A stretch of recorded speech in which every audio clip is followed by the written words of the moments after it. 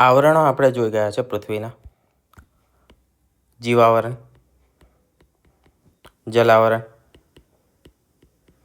મૃદાવરણ અને વાતાવરણ. આના આગળના ચેપ્ટરમાં આ ચાર આવરણ જોઈ ગયા અને તેનું શું મહત્ત્વ છે, કેવી રીતે તે કામ કરે છે, એ બધી વસ્તુઓ આપણે કમ્પ્લીટ કરી હતી. જીસીઆરટીનું ચેપ્ટર જોઈ રહ્યા હતા. GCRT class 6. આજે આગળનું ચેપ્ટર જોવાના છે, જે છે પૃથ્વીના ભૂમિ સ્વરૂપો. તે ભૂમિ સ્વરૂપોનો ઉદ્ભવ કેવી રીતે થયો છે અને તે જે ભૂમિ સ્વરૂપો છે તેમને વર્ગીકૃત આપણે શેમાં કરીએ છીએ, કેટલા પ્રકારમાં તેને વર્ગીકરણ કરવામાં આવે છે અને કેવી રીતે કરવામાં આવે છે. પર્વતો છે, ઉચ્ચ પ્રદેશો, મેદાનો, અન્ય ભૌગોલિક સ્વરૂપો, તે તમામ વસ્તુઓને આપણે સમજીશું. તો શરૂ કરીએ.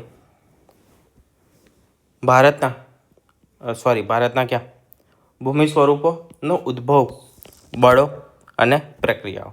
એટલે કે કયા કયા બળો તેની પાછળ મહત્ત્વના છે, આ ભૂમિ સ્વરૂપો ઉદ્ભવ્યા તેની પાછળ, અને કેવી પ્રક્રિયાઓ થઈ કે પછી કેવી પ્રક્રિયાઓ થયા પછી આ પ્રકારના ભૂમિ સ્વરૂપોનો ઉદ્ભવ થાય છે. ભૂમિ સ્વરૂપો એટલે શું? પહેલી વસ્તુ આપણે ભૂમિ સ્વરૂપ તો સમજવા પડે, તેનો ઉદ્ભવ સમજીએ છીએ એના પહેલાં. તો પૃથ્વીની સપાટી પર અમુક ભાગ જ્યારે ચોક્કસ ઊંચાઈ, ચોક્કસ ઢોળાવ એટલે કે ઢાળ, બરાબર, આ રીતે સ્લોપ, બીજા શબ્દમાં કહીએ તો, એટલે કે ચોક્કસ ઊંચાઈ, ચોક્કસ ઢોળાવ અને આકાર જ્યારે પ્રાપ્ત કરે ત્યારે તેને આપણે ભૂમિ સ્વરૂપ કહીએ છીએ. બરાબર. પૃથ્વીની સપાટી પર અમુક ભાગ જ્યારે ચોક્કસ ઊંચાઈ છે, ઢોળાવ છે, આકાર છે, પ્રાપ્ત કરે છે ત્યારે તેને શું કહીએ છીએ? આપણે ભૂમિ સ્વરૂપ કહીએ છીએ.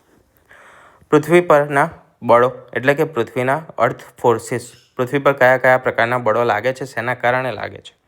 તો સૌથી પહેલા બળ છે આંતરિક પ્રક્રિયા દ્વારા લાગતા બળ, એટલે કે આંતરિક હલનચલન, આંતરિક પ્રક્રિયા જે પ્રોસેસ થાય છે અંદર આપણે ભૂગર્ભમાં.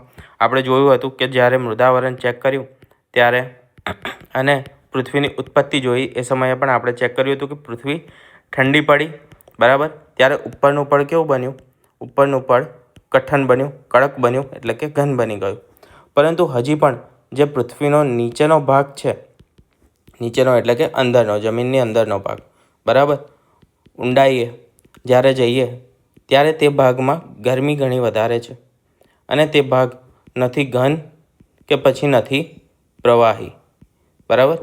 તે શેના સ્વરૂપે છે? તો તે છે અર્ધપ્રવાહી સ્વરૂપે. કેવા સ્વરૂપમાં છે? અર્ધપ્રવાહી સ્વરૂપમાં છે.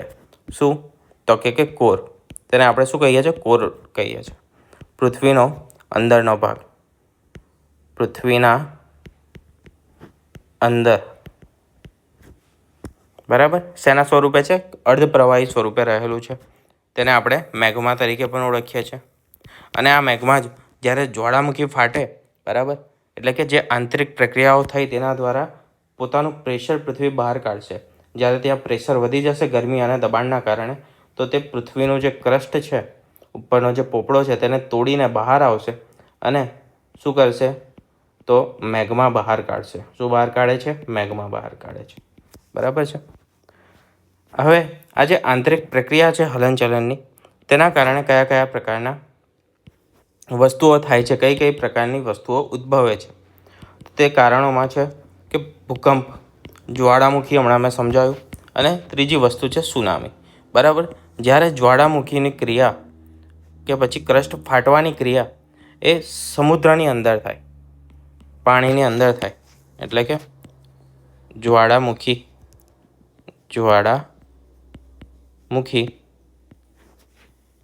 સમુદ્રની અંદર ફાટે, બરાબર. ત્યારે તેના કારણે શું ઉછળે છે? ઊંચા મોજા ઉછળે છે, બરાબર છે. અને ભરતી કેવી આવે છે? મોટી ભરતી આવે છે. તેને આપણે સુનામી કહીએ છીએ. પરિણામમાં જોઈએ કે આ તમામ વસ્તુઓના કારણે કયા પરિણામો ઉદ્ભવે છે? તો પર્વતની રચના થઈ શકે છે. જ્વાળામુખી પર્વતો છે. એ જ્યારે આપણે પર્વતોની ટાઈપ જોઈશું ત્યારે આગળ ડિસ્કસ કરીશું. ફાટ ખીણનું પણ નિર્માણ થઈ શકે છે. ઉચ્ચ પ્રદેશનું પણ નિર્માણ થઈ શકે છે. જ્યારે પર્વતની ઊંચાઈ ઓછી હોય અને તેનો ઉપરનો ભાગ કોણિયાની જગ્યાએ કેવો હોય, સપાટ હોય, તેને આપણે શું કહીએ છીએ? ઉચ્ચ પ્રદેશ કહીએ છીએ. બરાબર. પર્વત કરતાં થોડી ઊંચાઈ ઓછી હોય છે અને જે તેનો ઉપરનો ભાગ છે તે કોણીય હોતો નથી. ફાટ ખીણનું નિર્માણ થાય છે, એટલે કે ગર્તનું નિર્માણ થાય છે. હવે વાત કરીએ બાહ્ય પ્રક્રિયાઓ, એટલે કે બહારની પ્રક્રિયાઓ. તો બહારની પ્રક્રિયાઓમાં ઘસારણ અને નિક્ષેપણ બે વસ્તુ મુખ્ય છે. કારણો કયા છે ઘસારણ અને નિક્ષેપણના? તો ઘસારણના કારણો હોઈ શકે છે પર્વત છે, નદી છે, બરાબર, સમુદ્રના મોજા છે. પછી જે નિક્ષેપણ છે તેના કારણોમાં તો નદી હોઈ શકે છે. નદી પોતાની સાથે નિક્ષેપો લાવે છે. હિમનદી પણ પોતાની સાથે નિક્ષેપો લાવે છે, બરાબર. અને સમુદ્રના મોજા પણ ઘણી વખત નિક્ષેપણ લાવતા હોય છે. કાપના મેદાનો. કાપના મેદાનો ખીણો અને કોતરોની રચના. શું છે? પરિણામ છે શેના? તો કે જે બાહ્ય પ્રક્રિયા છે, નિક્ષેપણ અને ઘસારણ છે, તેના કાપના મેદાનો રચાય છે. મુખ્યત્વે શેના લીધે રચાય છે? તો નદીના કાપના લીધે રચાય છે. આપણે તેના બે ભાગ ભણી ચૂક્યા છે. કયા કયા? ખદર અને બંગર, બરાબર. નવા કાપની જમીન અને જૂના કાપની જમીન. ખીણોની રચના થાય છે શેના કારણે? ઘસારાના કારણે. ઘસારાના કારણે, બરાબર. આપણે જે તાપી નદી અને નર્મદા નદી જે વહે છે એને શું બનાવ્યું છે? તો એને ખીણની રચના કરી છે, ગર્તની રચના કરેલી છે. શેની વચ્ચે? તો કે જે વિંધ્યાચલ છે, વિંધ્યાચલ અને સાતપુડા, તે બેની વચ્ચે ખીણની રચના કરેલી છે. કોતરોની રચના કરેલી છે. તેને શું કહીએ છીએ આપણે? કોતર કહીએ છીએ. નર્મદા નદીની કોતર અને તાપી નદીની કોતર. હવે વાત કરીએ જે ભૂમિ સ્વરૂપો છે તેની ડિટેલમાં વાત કરીએ. પહેલું ભૂમિ સ્વરૂપ છે તે છે પર્વતો, એટલે કે માઉન્ટેન્સ. પૃથ્વીના જે સર્વોચ્ચ શિખરો છે તેની વાત કરવાના છે. વ્યાખ્યામાં જોઈએ તો સમુદ્રની સપાટીથી. આપણે એક સરખી જ્યારે પૃથ્વીની સપાટી લેવી હોય ને ત્યારે આપણે હંમેશા શેની સપાટી લઈએ છીએ? સમુદ્રની સપાટીથી કન્સિડર કરીએ છીએ. અને તેના પાછળનું કારણ શું છે? તો જ્યારે પણ તમે પાણી જોશો ને, પાણી શું કરે? તેનું લેવલ જાળવી રાખે. પાણી તેનું લેવલ જાળવી રાખે હંમેશા, બરાબર છે, જાળવી રાખે. તેના કારણે આપણે હંમેશા પાણીના લેવલથી માપીએ છીએ. તમે પેલા જ્યારે પણ કોઈ ઘર બનતું જોયું હશે કે પ્લાસ્ટર કામ કે કોઈ પ્રકારના કામ થતા હશે ઘરના, કડીઓ એક પાણીની પાતળી ટ્યુબ લઈને ફરતો હશે, બરાબર. લાંબી પાતળી પાણીની ટ્યુબ ભરેલી હશે અને એક બાજુ લગાવશે અને બીજી બાજુથી ચેક કરશે. એ શું ચેક કરે છે? અંદર પાણીનું લેવલ ચેક કરે છે. કારણ કે પાણી હંમેશા એનું લેવલ શું કરે? જાળવી રાખે એક સરખું, તેના માટે. તો પૃથ્વી પર જ્યાં પણ પાણી છે સમુદ્રનું, એનું લેવલ કેવું છે? એક સરખું છે. કોઈ પણ જગ્યાએ ઊંચાઈ પર નથી કે કોઈ પણ જગ્યાએ નીચું નથી. શેની વાત કરું છું? સમુદ્રની વાત કરું છું, જે બધે આખી પૃથ્વી પર ફેલાયેલું છે એની વાત કરું છું. કોઈ એક તળાવ નહીં, કારણ કે તળાવ કેવું છે? બંધ છે, બધી બાજુથી બંધ છે. તો આપણે એ પાણીની વાત કરીએ છીએ જે બંધ નથી. આગળ તો તીવ્ર ઢોળાવ ઊંચાઈ ધરાવતો હોય, બરાબર. સૌથી પહેલી શરત શું હતી? કે 900 મીટરથી ઊંચો હોવો જોઈએ, બરાબર. ક્યાં લખીએ આપણે? ઓકે, ચલો. પર્વતની શરત કે પર્વત ક્યારે કહીએ? તો 900 મીટરથી મોટો હોવો જોઈએ, એટલે કે ગ્રેટર દેન 900 મીટર. પછી 900 મીટરની ઊંચાઈ, 900 મીટરથી વધારે ઊંચાઈ પર હોવો જોઈએ. ઢોળાવ તીવ્ર હોવો જોઈએ, ઢોળાવ તીવ્ર. સાંકડા શિખર હોવું જોઈએ, એટલે કે જે ઉપરનો ભાગ છે શિખરવાળો તે સાંકડો હોવો જોઈએ, બરાબર છે. આટલી 3 મુખ્ય વસ્તુઓ છે. શેના માટે? પર્વત માટેની. આ 3 વસ્તુઓ સેટિસ્ફાય થાય તેને આપણે શું કહીએ છીએ? પર્વત ગણીએ છીએ. ભૂકંપના આધારે પણ પર્વતની રચના થાય છે. ભૂકંપના કારણે, જ્વાળામુખીના આંતરક્રિયાઓના કારણે પણ તેનું નિર્માણ થાય છે. હવે જે પર્વતો છે તેનું ભૌગોલિક અને આર્થિક મહત્ત્વ જાણીએ કે ભાઈ પર્વતો શું છે તે આપણે સમજી ગયા કે ભાઈ 900 મીટરથી ઊંચો છે, ઢોળાવ તેનો તીવ્ર છે અને તેનું શિખર કેવું છે? સાંકડું છે. તો હવે તેનું મહત્ત્વ શું છે? ભૌગોલિક અને આર્થિક મહત્ત્વ. આર્થિક મહત્ત્વ આપણા માટે ઘણું મહત્ત્વનું હોય છે. દરેક વસ્તુ પાછળ આપણે આર્થિક તો જોઈએ જ છે કે ભાઈ આપણને ફાઇનાન્શિયલી કેટલો ફાયદો તેનાથી થાય છે કે પછી નથી થતો. કુદરતી રક્ષણ સૌથી પહેલાં તો સરહદ પર દિવાલ સમાન છે, બરાબર. આપણા ભારત અને ચીન વચ્ચે અને ઉત્તરમાં ભારત અફઘાનિસ્તાન વચ્ચે એક નેચરલ સીમા એટલે કે કુદરતી સરહદ બનાવતું. કુદરતી સરહદ કોણ બનાવે છે? હિમાલય બનાવે છે, બરાબર છે. હિમાલય પર્વત બનાવે છે. તો એ પ્રકારની જે કુદરતી સીમાઓ છે તેનું નિર્માણ કરે છે. ઉપરાંત ઠંડા પવનોથી રક્ષણ આપે છે, બરાબર. આપણે હિમાલયને આબોહવા વિભાજક તરીકે પણ ભણીએ છીએ. શેમાં? ભૂગોળમાં, બરાબર. આબોહવા વિભાજક તરીકે તે શું કરે છે? વરસાદના પાણીને પણ રોકી દે છે, વાદળોને શું કરે છે? રોકે છે અને વરસાદ ભારતમાં કરે છે. ઉપરાંત જે મધ્યમાંથી શિયાળામાં ઠંડા અને સૂકા પવનો આવે છે તેને પણ શું કરે છે? અટકાવે છે અને ભારતમાં તીવ્ર ઠંડીથી રક્ષણ કરે છે. બીજી વસ્તુ જળભંડાર છે. 12 માસ વહેતી નદીઓના ઉદ્ગમ સ્થાન પર્વતોમાં આવેલા છે. જેટલી પણ મુખ્યત્વે નદીઓ છે જે મોસ્ટલી 12 માસ વહેતી છે તે તો ખાસ, એ બધીના ઉદ્ગમ સ્થાન ક્યાં છે? ક્યાંથી ઉદ્ભવે છે? તો તે મોસ્ટલી બધી પર્વતોમાંથી કે પછી પર્વત શ્રેણીમાંથી ઉદ્ભવે છે. કાપના મેદાનોનું નિર્માણ કરે છે. જે નદીઓ ઉદ્ભવે છે તે પોતાની સાથે શું લઈ જાય છે? તો કે પર્વતને ઘસીને લઈ જાય છે, પર્વતનું ઘસારણ કરે છે અને તેની સાથે પર્વતના કાપ લઈ જાય છે પોતાની સાથે અને મેદાની પ્રદેશમાં તેને ઠાલવે છે, તેનું નિક્ષેપણ કરે છે. જળ વિદ્યુત ઉત્પન્ન કરવા માટે જરૂરી છે. સંપત્તિના સ્ત્રોતમાં વાત કરીએ તો જંગલો આવેલા છે પહાડો પર, ખનિજો ઘણી બધી મળી આવે છે, પ્રાણી સંપત્તિ ત્યાં જોવા મળે છે. આ તમામ વસ્તુઓનો અતૂટ ભંડાર છે પર્વતો. પ્રવાસન માટે ઘણા મહત્ત્વના છે, ટુરિઝમ પ્લેસ તરીકે વિકસેલા છે. વસ્તી માટે પ્રવાસન, ફિલ્મ ઉદ્યોગ, વિશ્વની કુલ વસ્તીના 10% લોકોનું રહેઠાણ છે પર્વતો. અહીંયા ઊંચાઈએ આવેલા વિકસિત શહેરો આપેલા છે, બરાબર છે. શું છે? શહેરો છે કેટલી ઊંચાઈ પર આવેલા છે. તો મેક્સિકો જે શહેર છે તે સૌથી ઊંચાઈ પર 2300 મીટર આવેલું છે અંદાજિત. પછી ઇક્વેડોર છે તે 2386 છે, બરાબર. સૌથી વધારે ઊંચું છે તે છે લાપાઝ, બોલિવિયા, આશરે 3640 એટલે કે 3.6 કિલોમીટરની ઊંચાઈએ આવેલું છે શહેર. ભારતનું જે લેહ સિટી છે તે કેટલાય 3.5 કિલોમીટરની ઊંચાઈ પર આવેલું છે. 3500 મીટર, બરાબર. બગોટા, કંબોડિયા. આપણે યાદ રાખવાનું છે એક ભારતનું જે લેહ છે તે અને બીજું લાપાઝ, બોલિવિયા. કેમ? તો કે સૌથી વધારે ઊંચાઈ પર છે અત્યારે, એટલા માટે. પર્વતોનું વર્ગીકરણ, બરાબર. તો પર્વતોના વર્ગીકરણમાં પહેલા 2 ભાગ જોવાના છે આપણે, ગેડ પર્વત અને ખંડ પર્વત. ગેડ પર્વત એટલે કે ફોલ્ડ પર્વત. જ્યારે 2 બાજુએથી આ રીતે પ્રેશર લાગતું હોય, બરાબર, ત્યારે જે જમીન છે તે શું કહે? જમીન ભેગી થાય, બરાબર. કાગળ લેશો તમે, એક કાગળ, અને તેને 2 બાજુએથી દબાવશો તો શું થશે?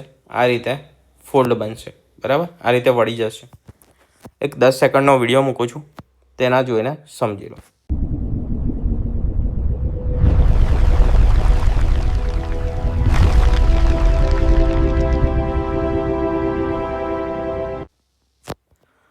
તો જોયો, સમજ્યા કેવી રીતે બને છે? તેને આપણે શું કહીએ છીએ? આ રીતે 2 બાજુથી પ્રેશર આવે અને જે વચ્ચે આ રીતે ફોલ્ડ બને, ગેડ બને, બરાબર, ગળી પડી જાય, તેને કહીએ છીએ આપણે ગેડ પર્વત.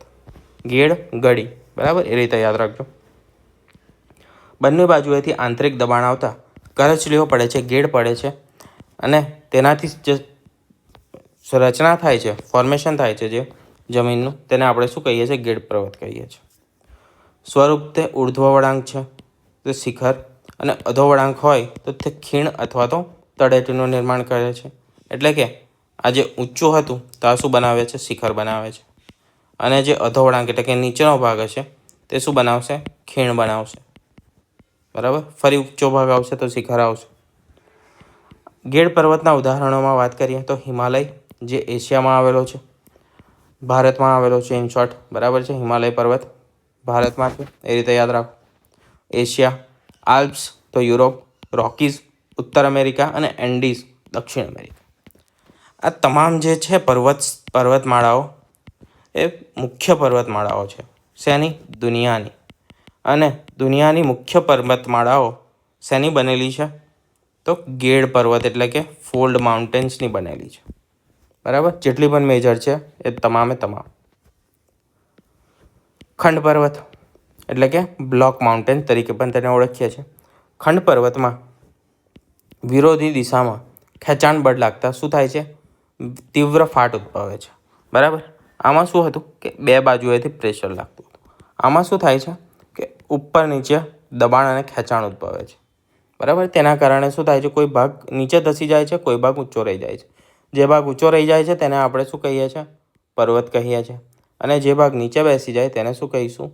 ખીણ કહીશું અથવા તો ગર્ત કહીશું. બે વચ્ચેનો જ્યારે ભાગ સ્થિર રહે અને આજુબાજુ શું થાય? નીચે બેસી જાય તો તેને હોર્સ પર્વત તરીકે આપણે ઓળખીએ છીએ. હોર્સ પર્વત ક્યાં આવેલો છે? જર્મનીમાં. નીલગિરી ભારતમાં આવેલો છે. બરાબર, એ પણ કેવા પર્વતની નિશાની છે? તો કે ખંડ પર્વતની નિશાની છે. બરાબર, ખંડ પર્વતનું ઉદાહરણ છે. સાતપુડા હમણાં જ મેં કીધું, અને વિંધ્યાચલ એ બંને કેવા છે? તો ખંડ પર્વત છે. ત્યાં શું થયું છે? તો કે જમીનો નીચે બેસી ગઈ છે આ રીતે, અને બીજો ભાગ કેવો રહ્યો છે? ઉપર રહ્યો છે. અને આ જે નીચાણવાળો ભાગ છે તે નીચે કેમ બેઠો છે? તો નદીઓના વહનને કારણે બેઠો છે, નદીઓના ઘસારાને કારણે. બરાબર, એના કારણે ઘસારાના કારણે નીચે બેઠો છે. અને હજુ પણ આ નદીઓ શું કરે છે? ઘસારણ કરતી જ છે. પર્વતોનું વર્ગીકરણ ભાગ બીજો એટલે કે તેના બીજા બે ભાગ જોઈએ તો જ્વાળામુખી પર્વત અને અવશિષ્ટ પર્વત. જ્વાળામુખી પર્વત, જેને આપણે વોલ્કેનિક માઉન્ટેન તરીકે પણ ઓળખીએ છીએ. વોલ્કેનો એટલે કે જ્વાળામુખી. જ્વાળામુખી ફાટતા પ્રસ્ફોટન દ્વારા પૃથ્વીના પેટાળમાંથી બહાર ફેંકાતા પદાર્થો, જેમાં લાવા હોય, રાખ હોય, તે શંકુ આકારે કેવા થાય છે? જમા થાય છે. અહીંયા તમને આકૃતિમાં દેખાય છે. બરાબર, કે ભાઈ આ જે લાવા છે તે બહાર નીકળ્યો. બરાબર, અને ક્યાં જમા થશે? આ રીતે ઢોળાવો પર ધીરે ધીરે નીચે ઉતરશે અને અહીંયા જમા થશે. બરાબર, હવે આ રીતે શું થશે? ઊંચાઈ વધતી જશે અને આ રીતના એક પર્વતનું નિર્માણ થશે. તેને આપણે શું કહીશું? જ્વાળામુખી પર્વત. બરાબર, જ્વાળામુખી. જ્વાળામુખી પર્વતોના ઉદાહરણ કયા કયા છે? તો કે વિસુવિયસ, જે ઇટલી ખાતે આવેલો છે. કોટોપાક્સી ઇક્વાડોર, ફુજિયામા જાપાન. ભારતના ઉદાહરણોમાં જોઈએ તો બેરન. બેરન ક્યાં આવેલો છે? આંદામાનમાં આવેલો છે. પછી ગુજરાતમાં આવેલો જે પાવાગઢ છે પર્વત, તે પણ શેનું ઉદાહરણ છે? તો વોલ્કેનિક માઉન્ટેનનું એટલે કે જ્વાળામુખી પર્વતનું. ગિરનાર પર્વત છે તે પણ શેનું છે? તો જ્વાળામુખી પર્વતનું ઉદાહરણ છે. ધ્યાન કયા રાખવાના છે? જે ભારતના અને ગુજરાતના છે એ ત્રણ યાદ રાખવાના છે તમારે ખાસ. બરાબર, આ વિસુવિયસ, ઇટલી, કોટોપાક્સી ઇક્વાડોર કયો પર્વત ક્યાં આવેલો છે એ યાદ રાખજો ખાલી, એટલું કાફી છે. અવશિષ્ટ પર્વતની વાત કરીએ, જેને આપણે રેસિડ્યુઅલ માઉન્ટેન કહીએ છીએ. અવશિષ્ટ એટલે કે વધેલું ઘટેલું, મતલબ જે ઘસારણ થશે, જે પણ પ્રક્રિયાઓ થશે તેના બાદ જે વધ્યું રેસિડ્યુઅલ, તેને આપણે શું કહીએ છીએ? અવશિષ્ટ પર્વત કહીએ છીએ. ઘસારાના કારણે કુદરતી પરિબળો સામે ટકેલા એ નક્કર ખડકો છે, તેના બાકી બચેલા શેષ ભાગને શું કહીએ છીએ? આપણે અવશિષ્ટ પર્વતો કહીએ છીએ. અને આ હજારો વર્ષોની પ્રક્રિયા પછી આ રીતે રહે છે. અરવલ્લી, બરાબર, હમણાં શું હતું? ન્યૂઝમાં પણ હતું અરવલ્લી, ખાણકામના કારણે. નીલગિરી પર્વતો, બરાબર, નીલગિરી પણ કેવા છે? તો કે હાલમાં અવશિષ્ટ પર્વતો બની ગયા છે. બરાબર, અવશિષ્ટ પર્વતો કેવા છે? તો કે કોઈ પણ રીતે, ચલો નીલગિરીનું આપણે ઉદાહરણ ક્યાં જોયું હતું? અહીંયા પણ જોયું હતું. બરાબર, તો એ બનેલો છે કેવી રીતે? ખંડ પર્વતની રીતે બન્યો છે. પરંતુ ખંડ પર્વતની રીતે બની ગયો, બરાબર, તે વર્ષો સુધી ઘસારણ તેને લાગ્યું, તો અત્યારે કઈ હાલતમાં હશે? અવશિષ્ટ હાલતમાં હશે. બરાબર, એટલા માટે નીલગિરી બે જગ્યાએ છે. પારસનાથ પર્વત, રાજમહલ અને પૂર્વઘાટ. બરાબર, પૂર્વઘાટની જે ટેકરીઓ છે તેની વાત છે. તો આ થઈ આપણી વાત પર્વતો અને તેની ટાઈપની. હવે વાત કરીએ ઉચ્ચ પ્રદેશની, જેને આપણે પ્લેટુ તરીકે પણ ઓળખીએ છીએ. સમૃદ્ધિના સપાટ શિખરો. બરાબર, આમાં ઉચ્ચ પ્રદેશ કોને કહેવાય? તો 180 મીટરથી વધુ ઊંચાઈ હોવી જોઈએ. પર્વતની શું હતી? 900 મીટર હતી. ટોચ પ્રમાણમાં કેવો હોવો જોઈએ? પહોળો હોવો જોઈએ. પર્વતની ટોચ કેવી હતી? સાંકડી હતી. અને ઢોળાવ કેવો હતો? તીવ્ર હતો. બરાબર, આ ત્રણ વસ્તુ શું કહેવાય? પર્વત કહેવાતી. પર્વત આમાં શું છે? 180થી વધુ ઊંચાઈ હોવી જોઈએ. ટોચ કેવી હોવી જોઈએ? પહોળી અથવા તો સપાટ હોવી જોઈએ. અને બરાબર, આ બે વસ્તુ છે કે ભાઈ 180થી વધુ ઊંચાઈ હોય અને તેની ટોચ છે, શિખર છે, તે કેવા હોય? સપાટ અને પહોળા હોય. તેને આપણે ઉચ્ચ પ્રદેશ તરીકે ઓળખીએ છીએ. ગુજરાતમાં જે સૌરાષ્ટ્રનો ભાગ છે, બરાબર, તે સૌરાષ્ટ્રના ભાગમાં લગભગ જે મધ્યમાં ઉચ્ચ પ્રદેશ છે તેની વિશિષ્ટ રચના જોવા મળે છે. ગુજરાતમાં જે રાજકોટ ને જે આખો જે સેન્ટરનો ભાગ છે તે ઊંચો છે. બરાબર, અને ત્યાં આગળ તમે જોશો ને તો નદીઓ બધી ત્યાંથી જ નીકળે છે અને ચારેય દિશામાં આ રીતે વહે છે. બરાબર છે. આ જે ઊંચો ભાગ છે તે શેનો છે? ઉચ્ચ પ્રદેશનો ભાગ છે. અને આ રીતે જે નદીઓ સેન્ટરમાંથી એક જ જગ્યાએથી નીકળીને વહે ને, આ નદી તંત્રને આપણે ત્રિજ્યાકાર કહીએ છીએ. ત્રિજ્યાકાર નદી તંત્ર.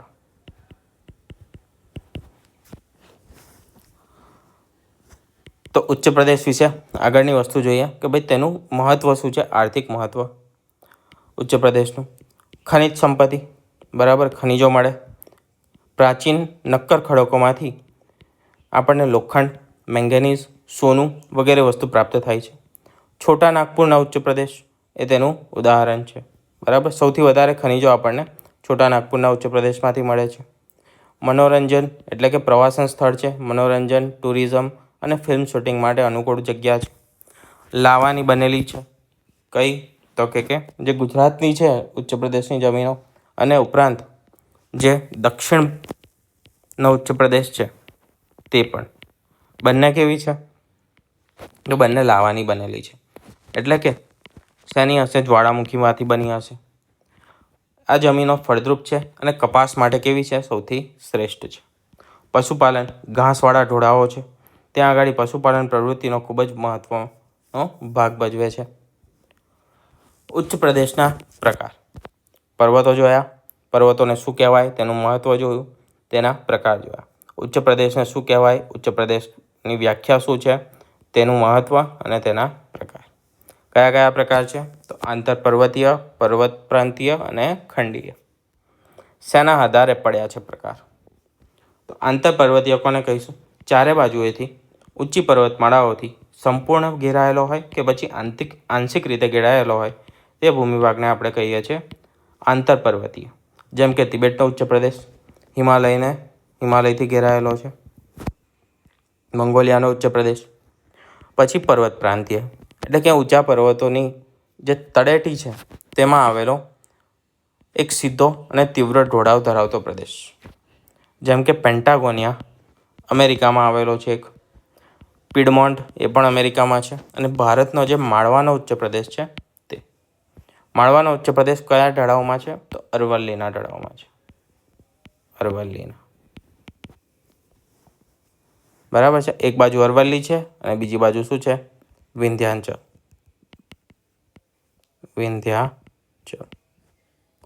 ખંડીયની વાત કરીએ એટલે કે કોન્ટિનેન્ટલ પ્લેટુ. ભૂગર્ભીય હલનચલનથી સીધો ઊંચકાયેલો ભાગ અથવા તો જે લાવાના સ્તરો છે તે ઊંચાઈ સુધી ઠરવાથી બનેલો પ્રદેશ, તેને આપણે કહીએ છીએ ખંડીય. મહારાષ્ટ્રનો લાવાનો ઉચ્ચ પ્રદેશ, બ્રાઝિલ, અરબસ્તાન, પછી સ્પેન, ગ્રીનલેન્ડ અને એન્ટાર્કટિકાના ઉચ્ચ પ્રદેશો ખંડીય ઉચ્ચ પ્રદેશના ઉદાહરણો છે. છેલ્લું ભૂમિ સ્વરૂપ છે મેદાન. માનવ સભ્યતાનું કેન્દ્ર છે.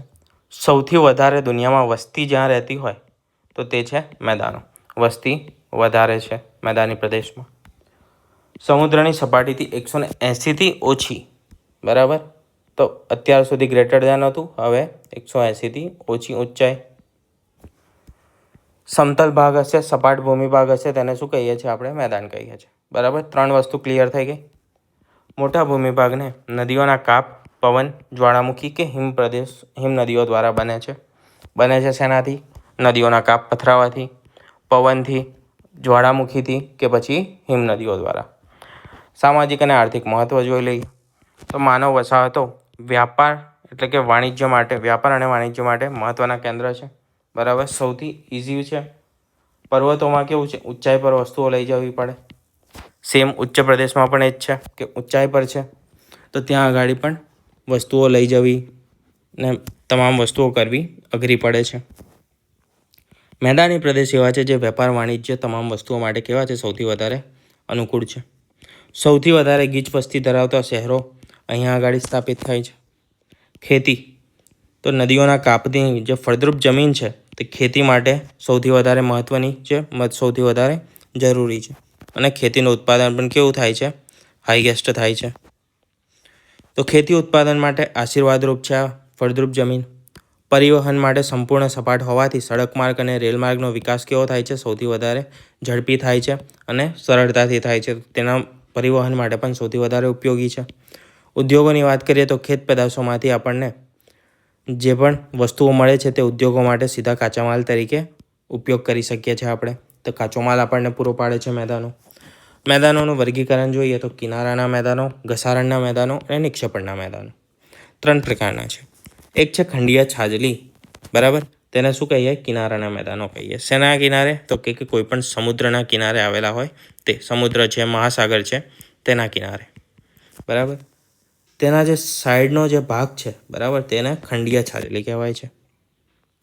સમુદ્ર કિનારા નજીક ખંડીય છાજલીના ઉચકાવથી અથવા તો સમુદ્ર તળિયાના ઘસાવાથી, ઉદાહરણ તરીકે મેક્સિકોના અખાતનું મેદાન, ઓસ્ટ્રેલિયાનું મધ્યનું મેદાન, આ શેના ઉદાહરણો છે? તો ખંડીય છાજલીના ઉદાહરણો છે, કિનારાના મેદાનના ઉદાહરણો છે. ઘસારણના મેદાન, બરાબર. તો પવનના કારણે, નદીઓના કારણે, બધાના કારણે શું થાય? જે ઘસારણ થાય છે અને તેનાથી જે મેદાનનું નિર્માણ થાય છે, સૌથી વધારે મહત્ત્વનું શું છે? પવનથી સૌથી વધારે મેદાનનું નિર્માણ થાય, બરાબર. ઘસારણથી નદી, પવન, હિમનદીથી ઘસાઈને સંપૂર્ણ સપાટ ન હોય અને વચ્ચે આ રીતની નાની મોટી શું હોય? ટેકરીઓ હોય, બરાબર. તે શું થાય? ઘસાઈ જાય. તેને શું કહે છે? પેનીપ્લેન કહે છે, એટલે કે ઘસારાના મેદાન કહે છે. ઉત્તર કેનેડા અને પશ્ચિમ સાઇબેરિયાના મેદાનો તેના ઉદાહરણ છે, બરાબર. ઉત્તર કેનેડા અને પશ્ચિમ સાઇબેરિયાના. પછી છે નિક્ષેપણના મેદાનો. નિક્ષેપણ પણ જે ઘસારણ કરશે એ જ શું કરશે? નિક્ષેપણ પણ કરશે, બરાબર. પોતાની સાથે જે ઘસીને પદાર્થો લાવ્યું એ પોતાની સાથે લઈને ક્યાં જશે? નદી લાવી ઘસીને, પર્વતને ઘસારણ કરીને કાપ લાવી તો તેનું શું કરશે? પથરાવ કરશે, બરાબર. એટલે કે નિક્ષેપણ કરશે, બરાબર. ક્યાં કરશે? જમીન ઉપર કરશે, કાં તો પછી સમુદ્રમાં કરશે, પણ કશેક તો કરશે જ. નદીઓ દ્વારા કાપના નિક્ષેપણથી કોતરો ભરાવાથી સરોવરમાં ઠલવાય તો શું થાય છે? સરોવરનું નિર્માણ થાય છે. ગંગા યમુના જે ભારતમાં છે, બરાબર, તો ગંગા યમુનાના મેદાનો. હવાંગહો જે ચીનમાં આવેલું છે. લોમ્બાર્ડી ઇટલીમાં. કાશ્મીરની ખીણ જે સરોવરનું શ્રેષ્ઠ ઉદાહરણ છે, સરોવર મેદાન. રિવિઝન કરી લઈએ કઈ કઈ વસ્તુઓ જોઈ એની. લક્ષણ છે એટલે કે કયા લક્ષણ છે કયા ભૂમિ સ્વરૂપો માટે? તો ઊંચાઈ, આકાર, મુખ્ય નિર્માણ અને મુખ્ય તેનો ઉપયોગ, બરાબર. 900 મીટરથી વધારે હોય તેને શું કહીએ છીએ? પર્વત કહીએ છીએ, બરાબર. તેનું બીજું શું છે? તો તીવ્ર શું હોવો જોઈએ? ઢોળાવ તીવ્ર હોવો જોઈએ. શિખર કેવું હોવું જોઈએ? સાંકડું હોવું જોઈએ. આ 2 મુખ્ય વસ્તુઓ છે. ત્રીજી વસ્તુ, નિર્માણ કેવી રીતે થાય છે? આંતરિક બળોથી, ભૂકંપ, જ્વાળામુખી અને દબાણના કારણે. નદીઓનો ઉદ્ગમ છે અને કુદરતી રીતે શું કરે છે? રક્ષણ પૂરું પાડે છે પર્વતો. ઊંચાઈ જ્યારે 180 મીટરથી કેવી હોય? ઓછી હોય, બરાબર. કેટલી છે? 180 મીટરથી ઓછી છે ઊંચાઈ, બરાબર. આ વધારે છે. પ્રમાણમાં સપાટી કેવી હોય છે? પહોળી હોય છે અને સપાટ હોય છે. ઉચ્ચ પ્રદેશમાં સપાટી પહોળી હોય, સપાટ હોય, ઊંચાઈ તેની 180 મીટર કરતાં વધારે હોય. હલનચલન થવું, ઉચકાવું કે પછી લાવાને ઠરીને જે પ્રદેશ બને તેને આપણે કહીએ છીએ ઉચ્ચ પ્રદેશ. મુખ્ય વસ્તુ છે કે તેમાંથી આપણને ખનિજો સૌથી વધારે પ્રમાણમાં મળે છે અને પશુપાલન માટે પણ ઘણી વધારે ઉપયોગી છે. 180 મીટરથી ઓછી ઊંચાઈ ધરાવતું હોય, સંપૂર્ણ રીતે સપાટ હોય અને સમતલ હોય. નદીઓના કાપનું નિક્ષેપણ અને ઘસારણ થતું હોય તેના કારણે આ પ્રદેશ બન્યો છે. મુખ્યત્વે ખેતી માટે, વસાહતો માટે અને પરિવહન માટે અનુકૂળ છે. ગૌણ ભૂમિ સ્વરૂપો જોઈ લઈએ. ગૌણ ભૂમિ સ્વરૂપોમાં ઉપસાગર. ઉપસાગર કોને કહેવાય? તો મહાસાગરનો જે આંશિક ભાગ છે જેની ફરતે જમીનથી ઘેરાઈને ખુલ્લા સરોવર જેવો આકાર લે છે. આ જે બ્લુ પાર્ટ છે તે શું છે? પાણી છે. મહાસાગરનો ભાગ છે ઇન શોર્ટ. બરાબર. અને આખો શેનાથી ઘેરાયેલો છે? આ ભૂમિ સ્વરૂપોથી ઘેરાયેલો છે, ભૂમિથી ઘેરાયેલો છે. તેને શું કહીએ છીએ આપણે? તેને કહીએ છીએ ઉપસાગર, એટલે કે બે. જેમ કે બંગાળનો ઉપસાગર, બંગાળનો જે ઉપસાગર છે તે. ભૂશીર. શું છે? ભૂશીર. ભૂશીર કોને કહેવાય? તો જમીનનો એક સાંકડો ભાગ એકદમ આમ લાંબો આ રીતે, અને તેની આજુબાજુમાં શું આવેલું હોય? પાણી હોય. બરાબર. પણ ભાગ કેવો હોય? ઘણો સાંકડો હોય. તે ભાગ જળમાં એટલે કે સમુદ્રમાં લાંબે સુધી ફેલાયેલો હોય, સમુદ્ર રેખા જેમાં, તેને આપણે કહીએ છીએ ભૂશીર અથવા તો કેપ. બરાબર. હિસ્ટ્રીમાં તમે સાંભળ્યું હશે cape of good hope. Cape of good hope. બરાબર. જ્યારે વાસ્કો દ ગામા જ્યારે રસ્તો શોધતો હતો ઇન્ડિયાનો, એ વખતે તે ક્યાં પહોંચ્યો હતો? કેપ ઓફ ગુડ હોપ પાસે પહોંચ્યો હતો. બરાબર. કેપ ઓફ ગુડ હોપ છે, ભારતનું કન્યાકુમારી છે. આ શેના ઉદાહરણો છે? ભૂશીરના ઉદાહરણો છે. પછી વાત કરીએ અખાત. ખંભાતનો અખાત છે, કચ્છનો અખાત છે. બરાબર. ગુજરાતમાં અખાતો આવેલા છે. એક વિશાળ જળ વિસ્તાર જે 3 બાજુએથી શેનાથી ઘેરાયેલો છે? ભૂમિથી ઘેરાયેલો છે. આ શું છે? તો જે મહાસાગર છે તેનો એક આંશિક ભાગ છે તે જમીનથી ઘેરાયેલો અને ખુલ્લા સરોવર જેવો છે. બરાબર. આ ગોળ પ્રકારનું શું છે? તો ખુલ્લું સરોવર છે. આનો ભાગ કેવો હોય છે? નાનો હોય છે મુખ્યત્વે, અને આખો નથી ઘેરાયેલો હોતો. બરાબર. શું છે? તો પાણી આખો ઘેરાયેલો હોય છે. બરાબર. સમુદ્ર છે. બરાબર. અહીંયા આગળ સમુદ્રનો ભાગ છે. બરાબર. આખો આ સમુદ્ર છે.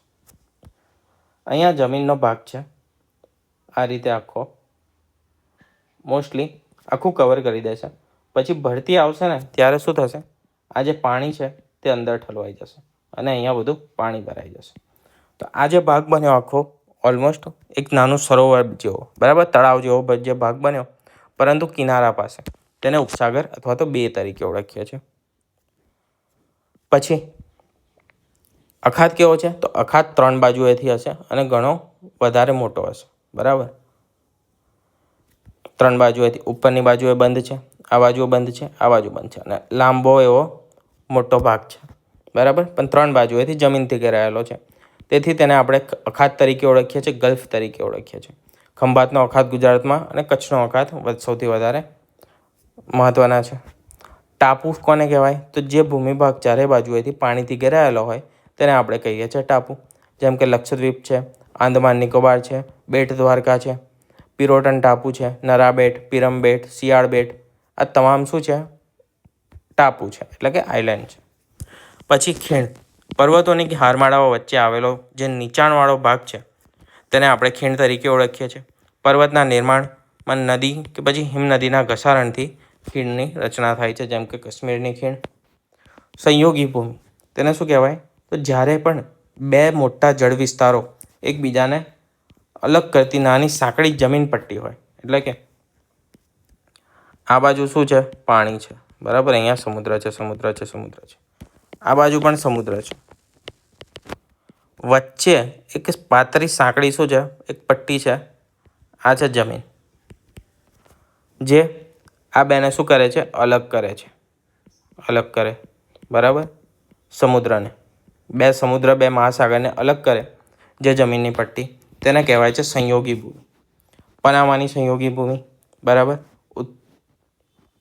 પનામાની સંયોગી ભૂમિ જે ઉત્તર અમેરિકા અને દક્ષિણ અમેરિકા વચ્ચે આવેલી છે. પછી સમુદ્ર ધુની. સમુદ્ર ધુની કોને કહેવાય? તો જે સંયોગી ભૂમિ છે ને એનું વિરુદ્ધની વસ્તુ, એટલે કે બે મોટી જળરાશિઓ, બરાબર, બે મોટા સમુદ્રો જ્યારે એકબીજા સાથે સાંકડી પટ્ટી મારફતે જોડાઈ જાય, એટલે કે આ સમુદ્ર છે, બરાબર છે, આ શું છે? આખો સમુદ્ર છે. આ પણ શું છે? સમુદ્ર છે. એક મિનિટ, આ પણ શું છે? સમુદ્ર છે આખો, બરાબર. અહીંયા આવેલા છે જમીન, આ રીતે જમીન આવેલી છે, પરંતુ આ જે જમીન છે ને એ જોડાયેલી નથી, વચ્ચે આટલી નાની સાંકડી ગેપ છે. તો આ સમુદ્રનું પાણી આ ગેપમાં પણ હશે. આ જે ભાગ છે તેને આપણે શું કહીએ છીએ? આ ભાગને કહીએ છીએ સ્ટ્રેટ, બરાબર, સ્ટ્રેટ. આ મહત્ત્વનું થઈ જાય છે કારણ કે હમણાં હોર્મુઝ સ્ટ્રેટ ને તમામ વસ્તુઓ ન્યૂઝમાં રહેલી છે. તો સ્ટ્રેટ શું છે તે આપણા માટે મહત્ત્વનું છે જાણવા માટે, બરાબર. તેનું બેઝિક શું હતું? સ્ટ્રેટ કોને કહેવાય? તો બે મોટી જે જળરાશિ છે, બે મોટા સમુદ્ર છે, તે સાંકડા પટ્ટીથી, સાંકડા માર્ગથી જોડાયેલા હોય તેને આપણે કહીએ છીએ સમુદ્રધુની અથવા તો સ્ટ્રેટ. પાલ્કની સમુદ્રધુની જે ભારત અને શ્રીલંકા વચ્ચે આવેલી છે. દ્વીપકલ્પ કોને કહેવાય? તો ભૂમિભાગ જે ત્રણ બાજુએથી પાણી અને એક બાજુએથી મુખ્ય જમીન વિસ્તારથી જોડાયેલો હોય. અખાતનું ઊંધું. અખાત કેવો હતો? તો કે જળ વિસ્તાર જે ત્રણ બાજુએથી ભૂમિથી ઘેરાયેલો હોય એને અખાત કહીએ. પરંતુ જ્યારે ભૂમિની જગ્યાએ ત્રણ બાજુએ પાણી હોય અને એક બાજુ જમીન હોય તેને આપણે શું કહીએ છીએ? દ્વીપકલ્પ. જેમ કે દક્ષિણ ભારતનો દ્વીપકલ્પ, બરાબર, આ ખૂબ દક્ષિણ ભારતનો દ્વીપકલ્પ બતાવેલો છે.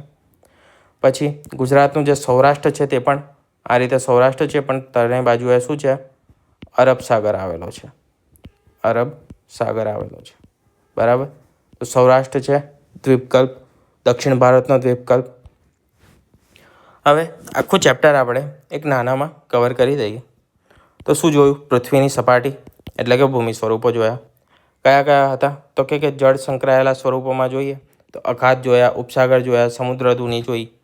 પર્વતો કોને કહેવાય? તો કે 900 મીટરથી ઊંચા હોય, શિખર તેના સાંકડા હોય, બરાબર, એ મુખ્ય વસ્તુઓ છે. અને ઢોળાવ કેવો હોય? તીવ્ર હોય.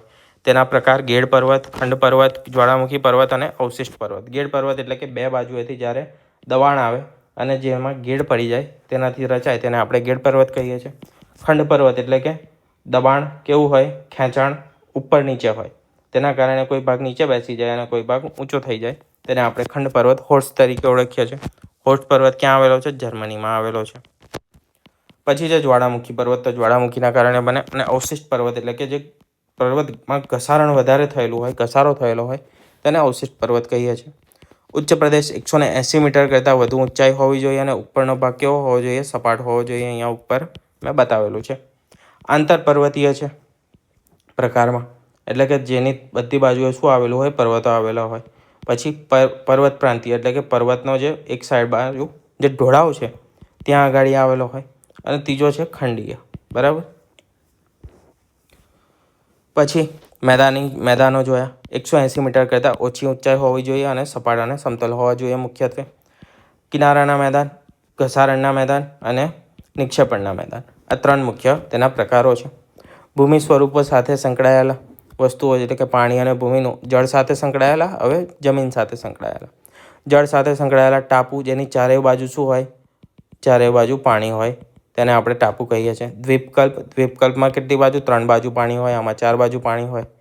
ભૂશીર એટલે કે સાંકડી જમીનની પટ્ટી, સાંકડી જમીનની પટ્ટી, બરાબર, કોઈ પણ બે મોટી જળ બોડીને, વોટર બોડીઝને અલગ કરતી હોય, બરાબર. સંયોગી ભૂમિ કોને કહેવાય?